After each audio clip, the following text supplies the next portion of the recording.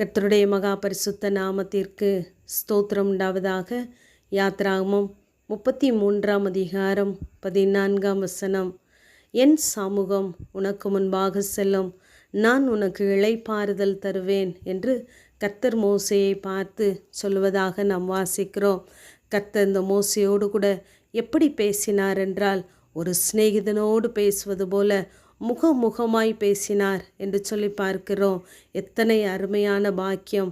நம்முடைய வாழ்க்கையிலே நாம் ஒவ்வொரு நாளும் ஜெபத்தின் மூலமாக தேவனோடு கூட பேசுகிறோமா? தேவன் நாம் வேத வசனத்தின் மூலமாக நம்மோடு கூட பேசுகிறாரா என்பதை ஒவ்வொரு நாளும் நாம் கவனித்து பார்க்க வேண்டும். இந்த மோசையோடு கூட கர்த்தர் முகமுகமாய் பேசினதினாலே அவன் இந்த கர்த்தரோடு கூட அதிகமாக உறவு வைத்திருந்தான். இப்பொழுது இந்த மோசே கர்த்தரை பார்த்து கேட்கிறான், கர்த்தாவே, நீர் இந்த ஜனங்களையெல்லாம் அழைத்து கொண்டு போய் என்று சொன்னீர், ஆனாலும் என்னோடு கூட இன்னாரை அனுப்புவேன் என்பதை நீர் எனக்கு அறிவிக்கவில்லையே. ஆனாலும் உன்னை பெயர் சொல்லி அழைத்து அறிந்திருக்கிறேன், என் கண்களில் உனக்கு கிருபை கிடைத்தது என்று நீர் சொன்னதுண்டே.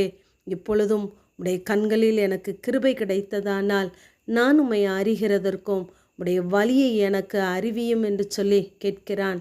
அப்பொழுதுதான் கர்த்தர் சொல்கிறார், என் சமூகம் உனக்கு முன்பாக செல்லும் என்று சொல்கிறார். மறுபடியுமாக இந்த மோசே கர்த்தரிடம், உம்முடைய சமூகம் என்னோடு கூட செல்லாமற் போனால் என்னை இவ்விடத்திலிருந்து கொண்டு போகாதிரும் என்று சொல்லி கேட்கிறான்.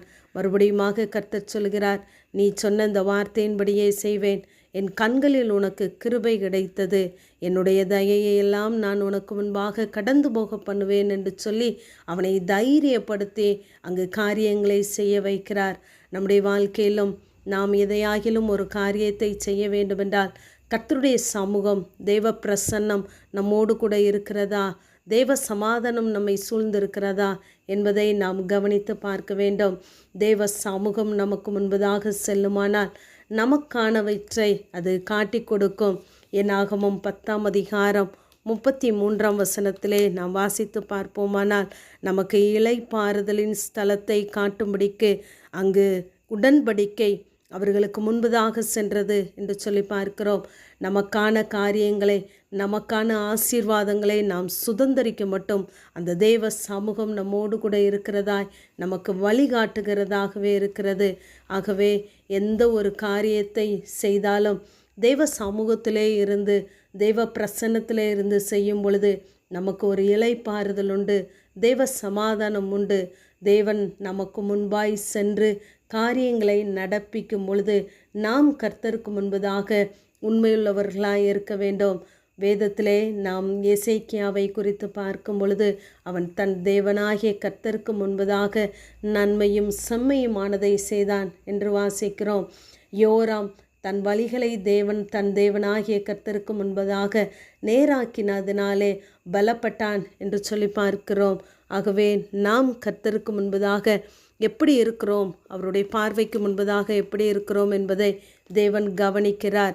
அவர் நம்மோடு கூட இருந்து நம்மை நடத்துகிற தேவன்.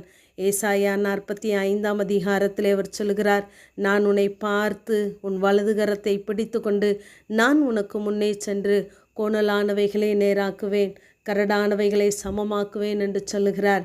சங்கீதக்காரனாகிய தாவீது, நீர் என் சத்துருக்களுக்கு முன்பாக ஒரு பந்தியை ஆயத்தப்படுத்தி என் தலையை எண்ணெயால் அபிஷேகம் பண்ணுகிறீர் என்று சொல்கிறார்.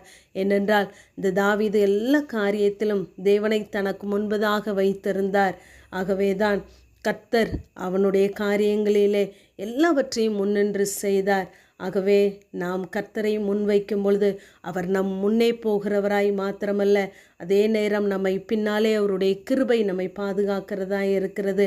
நாம் கூப்பிடும் முன்னே நமக்கு மறு உத்தரவு தருகிற தேவன் நம்மோடு கூட இருந்து நமக்கு இளைப்பாறுதலை கட்டளையிட போதுமானவர்.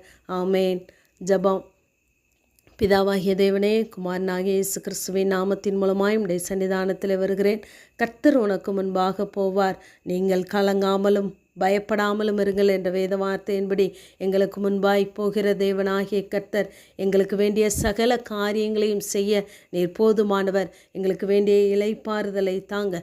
தொடர்ந்து உடைய வார்த்தையினாலே எங்களை தைரியப்படுத்தி நடத்துங்க.